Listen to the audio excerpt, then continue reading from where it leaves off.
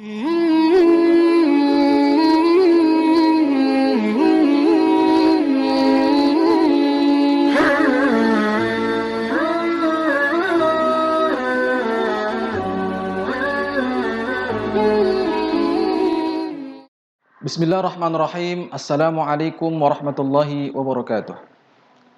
Alhamdulillah rabbil alamin, wassalatu wassalamu ala asrafil anbiya'i wal mursalin wa ala alihi wa ashabihi ajmain. Pemirsa Rodoh TV yang dimuliakan oleh Allah Subhanahu wa taala. Allah Subhanahu wa taala menciptakan alam semesta. Khalaqas samawati wal arda. Alam semesta disebut dengan al-kaun dan dia juga ayah, maka disebut dengan al-ayah al-Qur'aniyah. Dan Allah Subhanahu wa taala menurunkan Al-Qur'an sebagai kalamnya. Dan itu juga ayah, maka disebut dengan al-ayah al-Qur'aniyah. Ada hubungan antara alam semesta dengan Al-Qur'an. Sebagaimana Allah katakan dalam surat Al-An'am di ayat yang pertama, A'udzubillahi minasyaitonirrajim. Bismillahirrahmanirrahim. Alhamdulillahilladzi khalaqas samawati wal ardh. Begitu juga dalam surah Al-Kahfi di ayat yang pertama, Alhamdulillahilladzi anzala ala abdihil kitaba wa lam yaj'al lahu iwaja. Jadi kalau kita ingin membaca alam semesta, maka bukalah Al-Qur'anul Karim. Kalau kita ingin melihat Quran yang hidup, maka lihatlah alam semesta. Subhanallah, pemirsa Rodoh TV yang dimuliakan oleh Allah Subhanahu wa taala. Setelah Allah Subhanahu wa taala menciptakan alam semesta, maka sesuatu yang penting yang diturunkan oleh Allah Subhanahu wa taala adalah manhaj. Apa itu manhaj? Al-Quran itu sendiri. Allah juga berfirman dalam surah Ar-Rahman di ayat yang pertama, kedua, dan ketiga, keempat. Apa kata Allah Subhanahu wa taala? A'udzubillahi minasyaitonirrajim. Bismillahirrahmanirrahim. Ar-Rahman 'allamal Qur'an, khalaqal insan, 'allamahul bayan. Jadi Allah memperkenalkan siapa dia. Zatnya yang maha pengasih lagi maha penyayang. Kedua, Allah katakan mengajarkan Al-Quran. Yang ketiga, menciptakan manusia. Yang keempat, mengajarkan keterangan-keterangan. Lantas ada orang bertanya yang ingin memberikan pemahaman yang sesat kepada Islam. Apa dia? Ini ayat tak sesuai. Bagaimana mungkin tak sesuai? Dia katakan, bagaimana mungkin Allah Subhanahu wa taala mengajarkan Al-Quran padahal manusia belum diciptakan?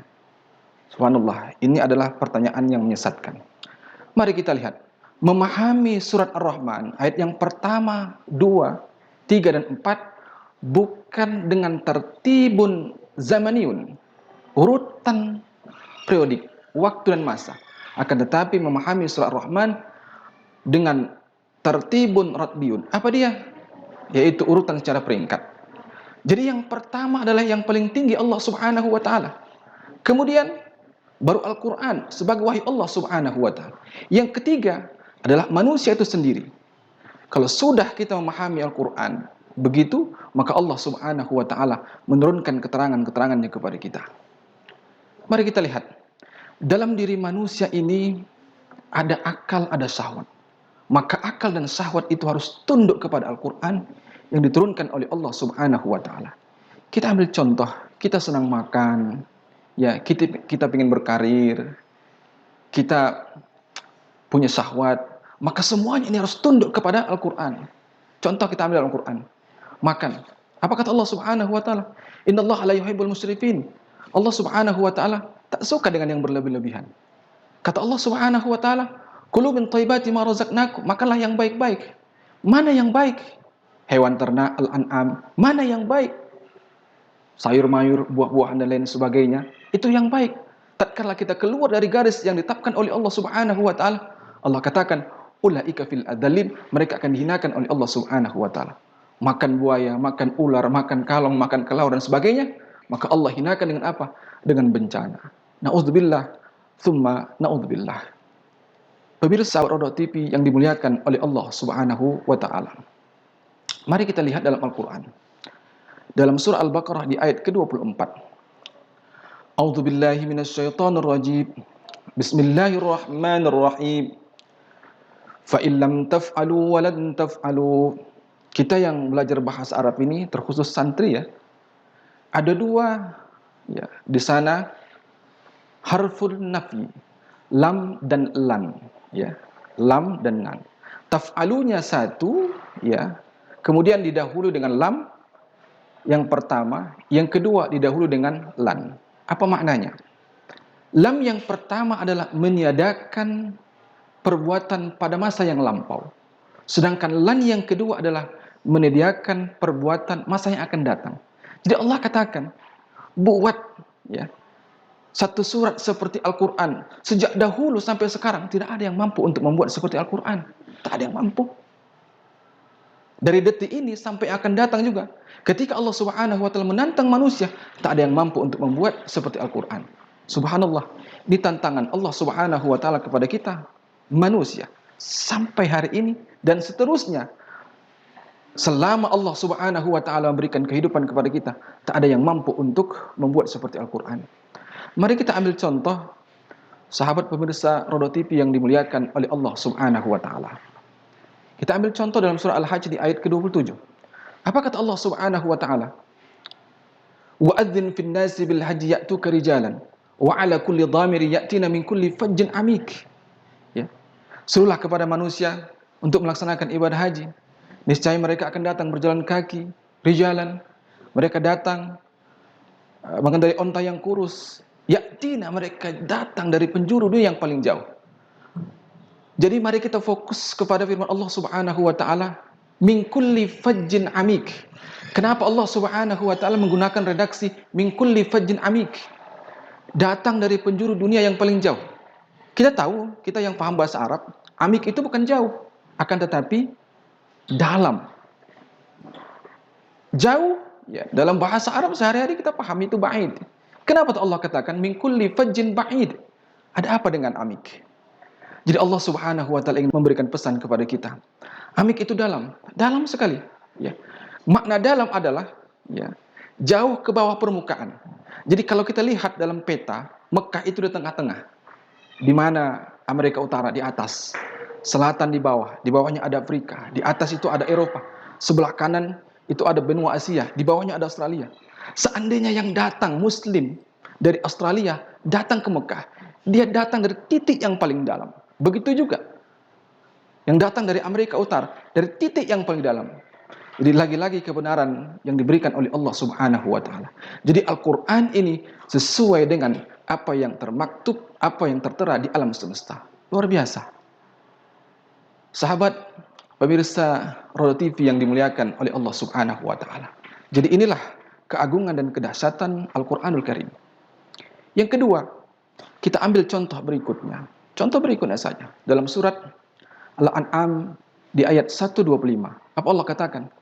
Yaj'al sadraku daykan harajan ka'annama yas'adu fis sama'. Jadi orang, kata Allah Subhanahu wa taala, yang disesatkan seolah-olah apa dia? Dadanya sesak, sempit, seolah-olah dia menapaki langit, ya. Langit kalau ke atas itu makin sesak dada kita. Kenapa?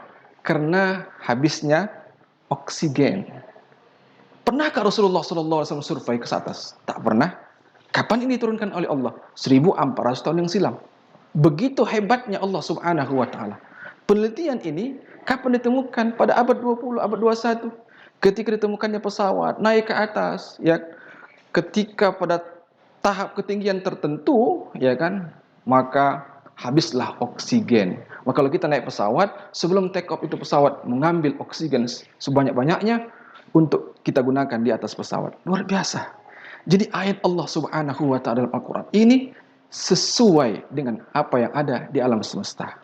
Jadi oleh karena itu, pemirsa Rodo TV yang dimuliakan oleh Allah Subhanahu wa taala, ada baiknya kita terus menggali, memahami ayat-ayat Allah Subhanahu wa taala, karena alam semesta ini adalah Al-Qur'an yang hidup. Bagaimana kita ingin membaca alam semesta, maka bukalah Al-Qur'anul Karim. Ada satu ilustrasi yang sangat luar biasa, pemirsa Rodo TV yang dimuliakan oleh Allah Subhanahu wa taala, hubungan kita dengan Al-Qur'anul Karim. Saya misalkan ada satu alat komputer yang sangat canggih. Ya, ini musim corona ada alat pendeteksi darah. Kita misalkan, ini misal. Satu tetes darah saja dia bisa menganalisa sampai 20 informasi. Hasil dari tes satu titik darah ini.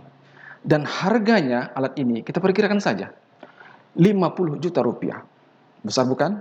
Pemirsa Rodo TV yang dimuliakan oleh Allah Subhanahu wa taala. Nah, kalau satu analisa saja berbiaya 200 ribu dan satu bulan itu dokter bisa menganalisa hanya 20 orang, maka 200 kali 20 maka hasilnya 8 juta.